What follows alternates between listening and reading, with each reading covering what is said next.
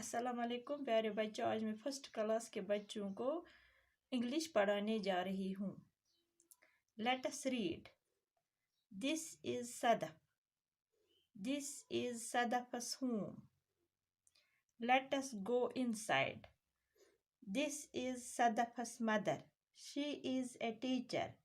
She takes Sadaf to school every day. She is reading a book. This is Sadaf. दपन गोबरो etch Sadaf. Sadaf च अख core येतनस च बनायत.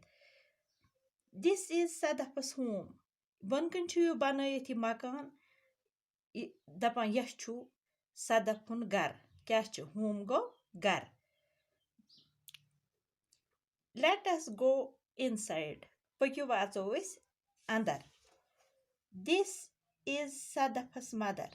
Your कन छना ये शक्ल हवित यह छु गोबरो यातत ये जन अख बनाय दपा इछो युस ये सदफ छो इछो एमसंस मोज. She is a teacher. सु क्या छु सु छु टीचर. इछ टीचर सदफन मोज छु teacher. She takes Sadaf to school every day. सु छु निवान प्रथ इछ निवान प्रथ दो पन कोरी इमिस सदफ छु नाव एमिस छु निवान ये school. She is reading a book. सु क्या छु क्या करा इछ किताब पढ़ा.